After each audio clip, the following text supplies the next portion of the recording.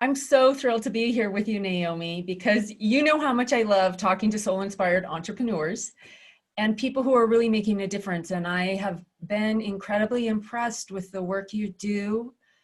And thank you for showing up and just sharing more about this profound new system that you have to help people with addiction and recovery. Oh, thank you so much, Joy. It is a complete honor to be here. Thank you for inviting me. Yeah, it's an honor. What you do is an honor. A lot of people are struggling with addiction, whether we call it that or not. But, you know, and I've heard you talk about addiction. So just quick off, when you use that word, what do you mean?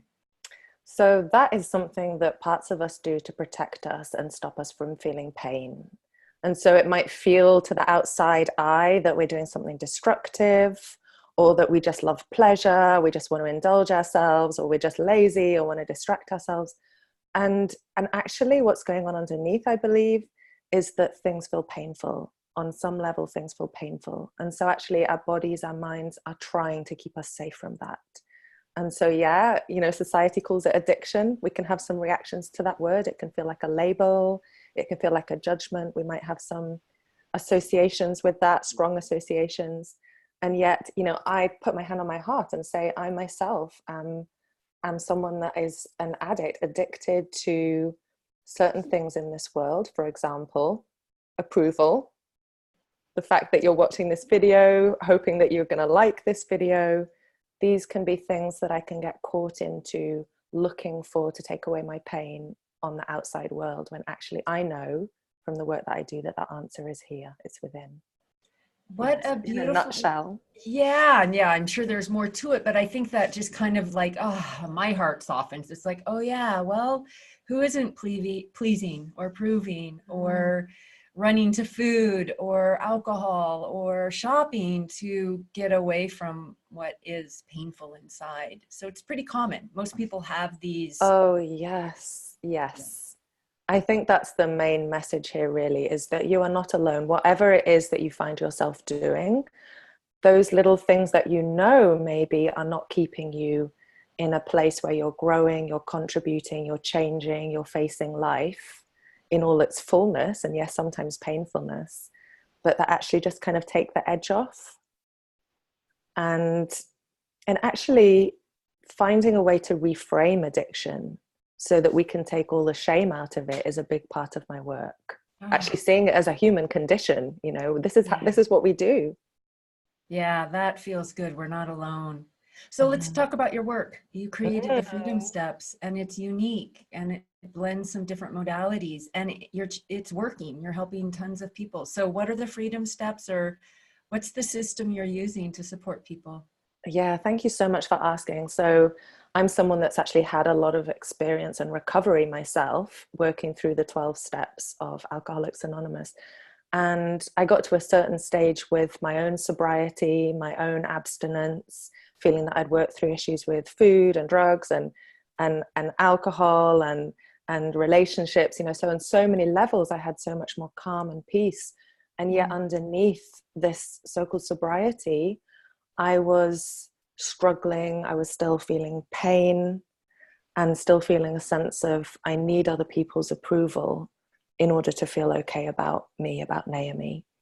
And I'm so grateful that I found the work of internal family systems and retrained as an internal family systems therapist, and also looked more deeply into some of the 12-step programs that are addressing the work of the child. So the child inside, the one that actually got hurt, and for whom the 12 steps as they're written doesn't heal. In fact, it can even be shaming. So for parts of us, those inner addicts, those ones that are feisty, that are out there to protect us, distract us, they can be a bit of a saboteur, they can sneak that extra glass of wine or bar of chocolate. For those ones, actually, the 12 steps can be very helpful. And then for those more vulnerable parts that already have a ton of guilt and shame about who they are, and fear about what they went through, those ones that hold those memories from our childhood, for those ones, the 12 steps are not so helpful. And I could see this in working with others, and I knew I needed to bring the love and the care of internal family systems that holds that child and whose motivation is to help us hold that child within ourselves and integrate that with something structured like 12 steps, which I think can be helpful to have kind of a spiritual progression through a program. So what's really striking me is there's a bringing compassion to these little kids or these shameful parts. And I know you talk about the different aspects of us that do have the compulsion to jump outside and drink or have the chocolate bar, or go shopping or get in our heads. And you've talked about before, I've heard you say something about white-knuckling. Like, so what you're doing is not teaching people to white knuckle. Absolutely. Then what's the difference in like, what do you mean really, what do you mean when we bring compassion to the shame? What does that Right. look I like? actually believe that unless we can get to those layers or those levels where we're actually contacting the memories, those children, the things that happened to us back there, that the places where actually there's pain still that are actually causing us to go to the chocolate or the wine, etc., or to our iPhones to distract. That actually when we find a way to be with those and feel safe with them in a way that doesn't feel overwhelming, that's when we're actually going from white knuckling, which might be the paradigm of I'm on a diet, or I'm just going to swear off alcohol, or I'm giving up for Lent, and it's really hard. We're shifting away from the efforting of needing to kind of stay on the straight and narrow into a place where actually we don't want to harm our bodies, because we know that we are our children of God, if you like, or, if you don't like the word God, children of the universe, to be loved, to be nurtured, to be cared for. So to actually hurt that being through smoking or through overworking or pushing ourselves it's just not congruent anymore. It just feels so against the rhythm. And we need to actually have an in-depth experience of ourselves in those vulnerable places to know that actually we can't go back to treating ourselves in these ways that are so against self-care, actually. So what you do is you actually support people in finding that within themselves. I know a lot of people get addicted to therapy because the therapist can bring that compassion, but without the counseling or the group, it's useless. And so am I on track here that you're empowering people to actually have that new muscle of self-love, self-compassion? Absolutely. I mean, I might be talking myself out of a job here, but essentially I'm dispensable as a therapist, and that's the way I think it is most healthy. My role is to facilitate a deeper connection between the person that I'm working with and their parts. So that includes their so-called addicted part, the one that reaches for that chocolate or that wine. That part definitely needs to be included in this process. It needs to be on board and feel comfortable and safe. That actually, if it stops doing that thing that it's always done to take the pain away, that pain is not going to overwhelm and flood the system. It's not going to be bad news emotionally for us. And so for that, we really need to find a way to, in small manageable steps, find out a little bit more about what's going on under the surface and help that person be like a channel of love to those younger parts of us. I sometimes think of the Trinity, I don't think of Father and Son because I'm a woman, but the mother and the child and the Holy Spirit. And I think that's what we're looking for as humans. That's our spiritual work in this lifetime, is to channel love to those hurting younger places within ourselves. Wow. And I feel that. I'm just feeling it in your presence. I'm so grateful you're doing this. I have maybe one last question. Go for it. So what about the hopelessness? People that have been struggling for so long with the same addictive behavior. And there is, you're right, there's tons of shame. Mm-hmm. And someone's overweight. And I know you work a lot with food issues and people who have body image issues. And so the freedom steps, I'm getting a feel for the system, but there can be deep hopelessness. Is this one more thing? Is it really going to work? What do you do when you meet hopelessness in a client?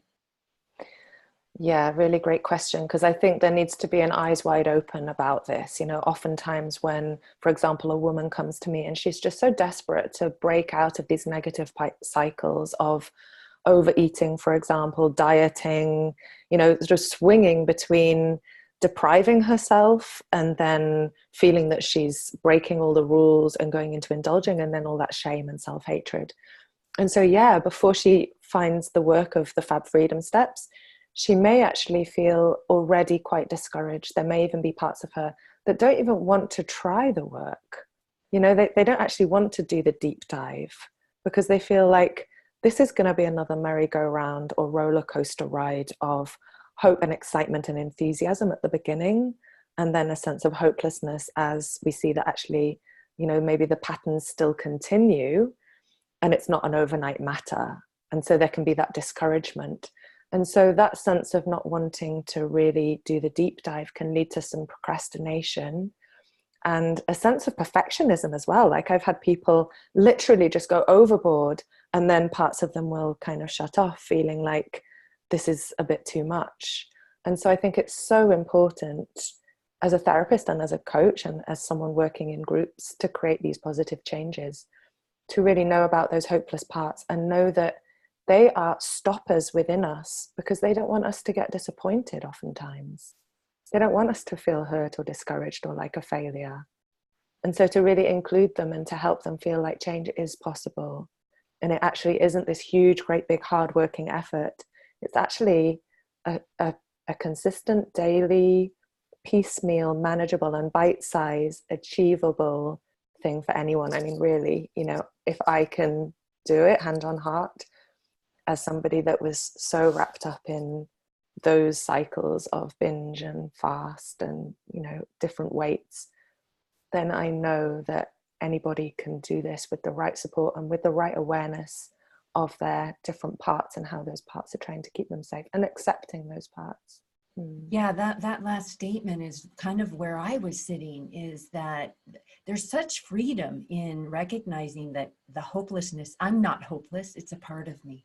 Right. There's a part that's hopeless, or there's a perfectionist part.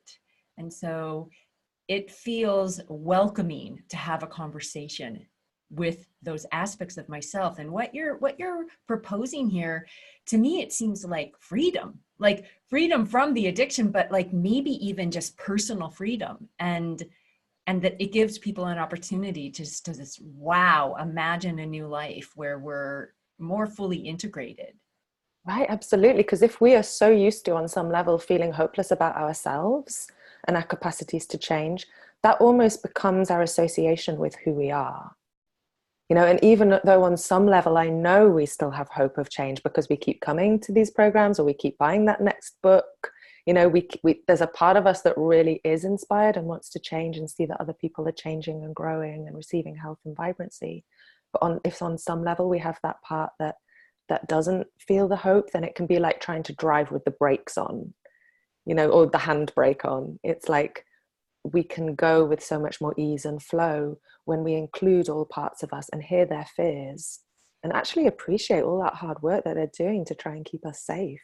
You know, that's my true intention, is that all our parts have that same valuable intention to try and keep us safe and away from pain. Well, congratulations on creating the freedom steps and the system, and thank you for what you're doing to support people and to introduce this compassionate, energetic into therapy. Yeah. It's such a pleasure to talk to you. Thank you. Oh, we could go on. I'm thrilled with the messages that you are giving and the empowerment that you're offering. And so how can people find out more about your system or working with you? Thank you so much. Well, I'm going to post some links underneath this video so they can get in contact with me that way. I'm going to post my website so that they can find out how to download a free guide, just have a little browse through the website and just listen to their bodies about what feels right for them when seeking that next step in their own recovery journeys. Because, you know, the head can get quite complicated, but my sense is that when we sink below the neck, into the heart, into the belly, actually there are some answers there and there's some peace and clarity there that can guide us through. So really look forward to connecting with anyone for whom this video has resonated and created like a yes inside. Yes, and yes to all the beautiful love that you're bringing. Thank you, Naomi. It's been so fun. Thank you so much, Joy. Wonderful to connect with you today. Bye-bye.